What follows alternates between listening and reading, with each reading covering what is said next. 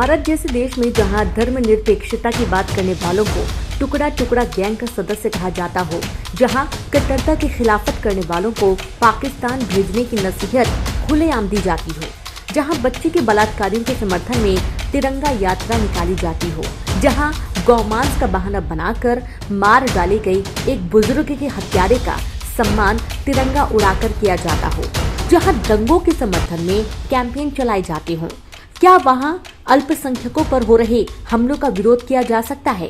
यह सवाल इसलिए खड़ा हो रहा है कि जिस बांग्लादेश में दुर्गा पूजा के दौरान अल्पसंख्यकों पर हमले किए जा रहे हैं, वहां इसके विरोध में लाखों युवा, शिक्षक, बुद्धिजीवी, राजनेता और बहुसंख्यक समाज के लोग आगे आए हैं।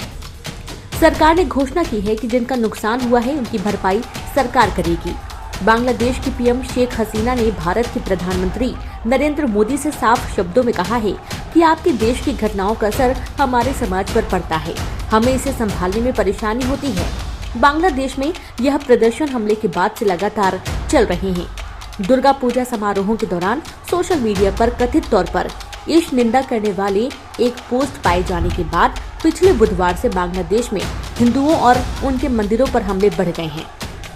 रविवार देर रात भीड़ ने बांग्लादेश में हिंदुओं के 66 मकानों को क्षतिग्रस्त कर दिया और कम से कम 20 मकानों को आग के हवाले कर दिया। खबरों के मुताबिक विभिन्न कार्यक्रमों में वक्ताओं ने हिंसा को अंजाम देने वालों को न्याय के दायरे में लाने तथा बांग्लादेश में अल्पसंख्यकों के संरक्षण के लिए अन्य कदम उठाने की मांग की। ढाका यूनिवर्सिटी टीचर्स एसोसिएशन ने मंदिरों और दुर्गा पूजा आयोजन स्थलों पर हुए हमले में शामिल लोगों को अनुकरणीय सजा देने की मांग की है। उसने हर किसी की धार्मिक स्वतंत्रता सुनिश्चित करने के लिए एक नया कानून लागू करने का भी सरकार से अनुरोध किया है। प्रदर्शनकारियों का कहना है, इस देश का दुर्गा पूजा समारोह पूरी दुनिया के लिए धर्मनिरपेक्षता का एक मॉडल है। यह उत्सव सभी धर्मों के लोगों के लिए खुला हुआ माना जाता है। हम सरकार से हिंसा को अंजाम देने वालों की फौरन पहचान करने और उन्हें न्याय के दायरे में लाने का अनुरोध करते हैं। सबसे पहले सोमवार को 1000 से ज्यादा लोग शाहबाग स्क्वायर पर जमा हुए और 5 घंटे तक सड़क जाम रखा। इनमें ढाका विश्वविद्यालय के छात्र बड़ी संख्या में थे। इसके अलावा इस्कॉन और रमना काली मंदिर से जुड़े लोग भी बड़ी तादाद में पहुंचे थे। इस आंदोलन के संयोजक इमरान सरकार के अनुसार, हम किसी सूरत में कट्टरपंथियों को बांग्लादेश पर कब्जा नहीं करने देंगे। सरकार को कड़ी कार्रवाई करनी ही होगी। बता दें कि अल्पसंख्यक हिंदुओं पर हुए इन हमलों का समाज के हर वर्ग में गुस्सा है।